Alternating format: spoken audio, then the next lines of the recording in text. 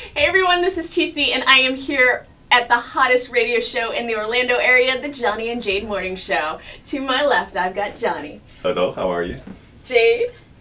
And producer Brian. Yeah, my name's not in the Johnny and Jayde part. I'm the and. You're the and. I hold it all together. I hold it all together. He is. He's the glue. Yeah. I've been a listener for years. And over this time, we've all gotten to know you. We all feel like we're a part of the XL family. How does that feel going out to the grocery store and somebody recognizing your voice, though they may not recognize your face? It could be awkward in time if you're not in the right mindset. If you forgot and you're like, you know what, I got guests coming over and I need 32 rolls of toilet paper. Yes. And then you're in the grocery store and somebody goes, Johnny Magic, you're like, oh yeah. When that happens, it's awkward. But other than that, it's just it's a sign that people appreciate what we do, and it's a blessing and a gift. Yeah, well, except for when I was shopping for shoes with my girlfriend, and we were telling a story that was kind of dirty and telling crude jokes, and then all of a sudden a woman comes up with a stroller behind me and goes, "Excuse me, I heard your voice from across the room. Are you Jayde?" And I went, "No." How does it feel to go through really personal things? Like, I'll bring it up. I know you guys have both gone through some major breakups, and it has been broadcast on the air. Yeah. How have the listeners responded to that? Well, yours is bigger than mine, Yeah, so you can start. Oh, you know, a couple years ago, we went through my wedding on the air, so I figured it's only fair to go through the separation part on the air. Like, if we include you in the first part, then I got to include you in the reality of the second part. You know, it's cool, and I got that day that we went on the air and talked about me getting separated, I got 600-700 emails that day, and I stayed here till 4 o'clock in the afternoon replying to every single one of them because you can relate. People can relate. You know, people go through separations every day, so I figured if I can help someone that doesn't have someone to talk to say, oh, you know what, he's doing it, he's dealing with it. I still get the occasional you should meet my daughter or whatever. That's pretty cool. You can Brian at xl1067.com.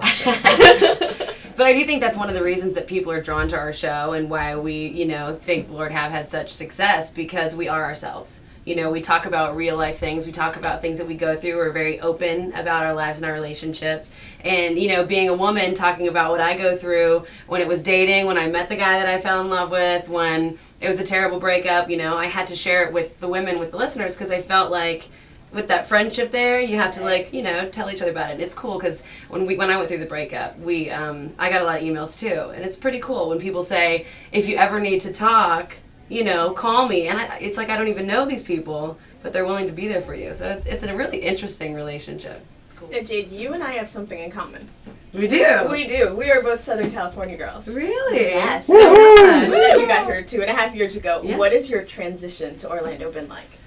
It's been interesting. Honestly, when I first got here, this is the thing I say all the time. When I first got here, I remember, I'm like a very open person, so I will accept you right away. Come be my friend. Let's all be friends. Let's hang out. Let's do this and that. And then 6 months down the road, I end up getting burned.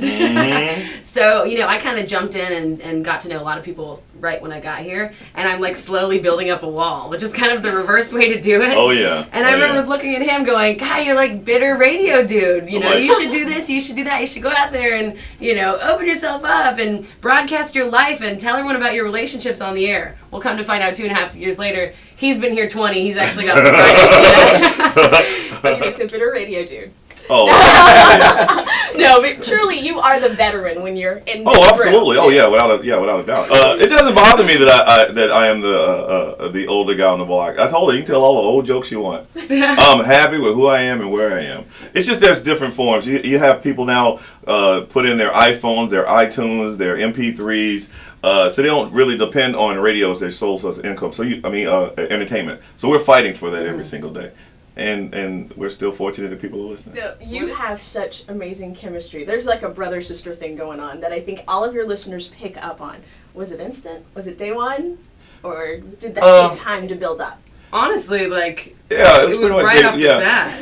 And it's a long story on how we ran into Jayde, but after 30 minutes on the air, not knowing her, and just being, and it just happened, it clicked. And at that moment, I told the program director, I don't want to see anybody. He's like, we got people in the air. We got people in hotels. I'm like, I'm done. So the chemistry, you can't force chemistry. Either it's there or it isn't. And you can't really explain it. It just has to be there.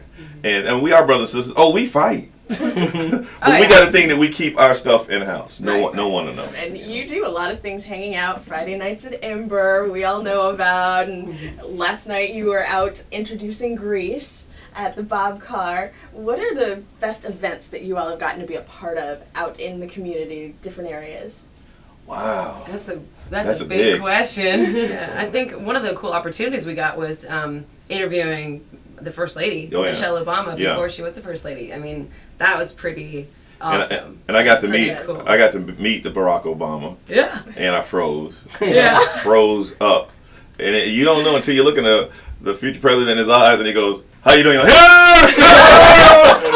And Secret Service pushes you away. And you're like, well, that was my moment. But until you're in that moment, you don't really know how you're going to behave. But for me, that's one of the highlights.